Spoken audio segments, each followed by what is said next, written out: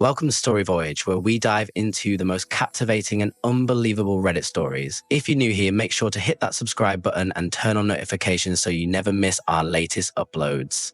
Let's get into today's story. It's one you won't want to miss. They say traveling together either strengthens a relationship or breaks it entirely. For me, it did the latter. My wife and I had always loved exploring new cultures, and Dubai had been on our bucket list for years. The glittering skyline, luxury, and mystique of a place where modernity meets tradition, it was irresistible.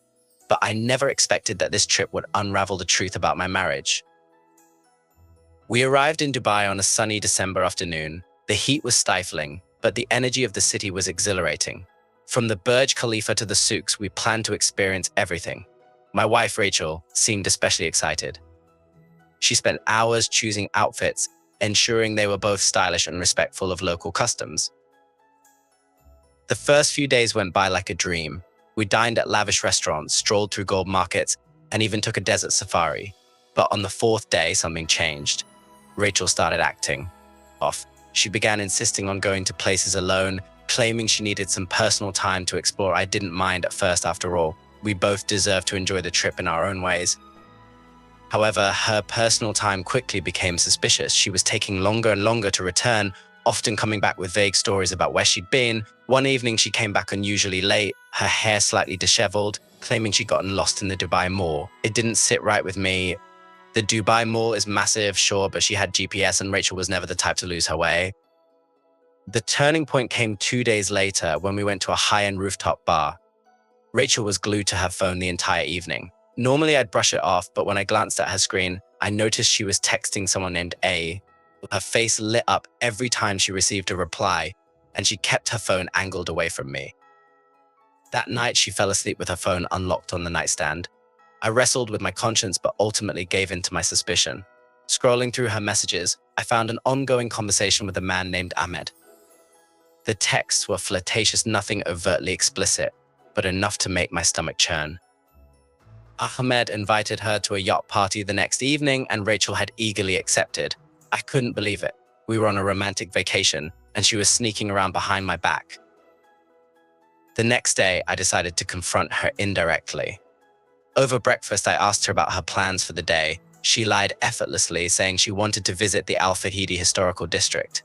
I nodded, pretending to believe her, and excused myself, claiming I wasn't feeling well.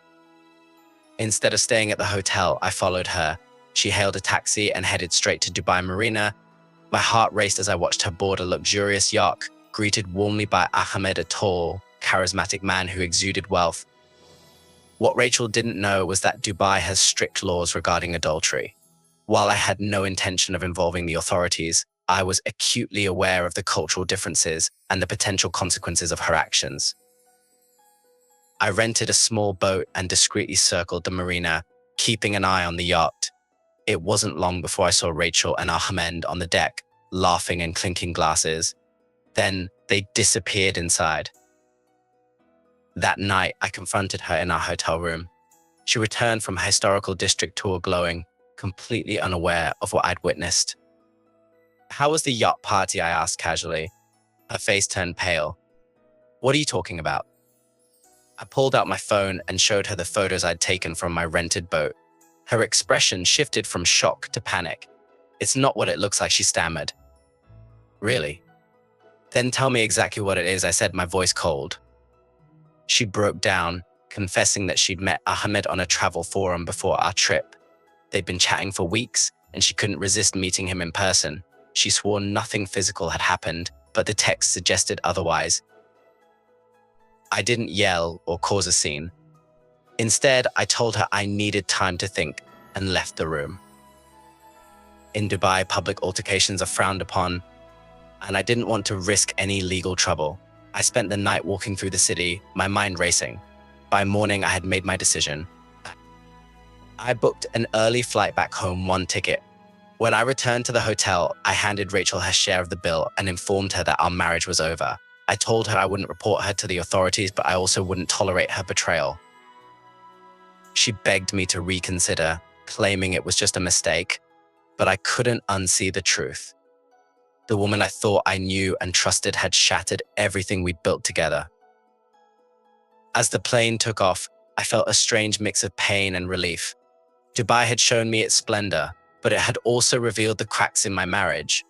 While I left the city alone, I carried a newfound sense of clarity. Sometimes, the most beautiful places hide the ugliest truths. Thanks for watching. If you enjoyed this story, give it a thumbs up and share your thoughts in the comments below. Don't forget to subscribe and join our community for more incredible stories every week. See you in the next video. Until then, stay curious.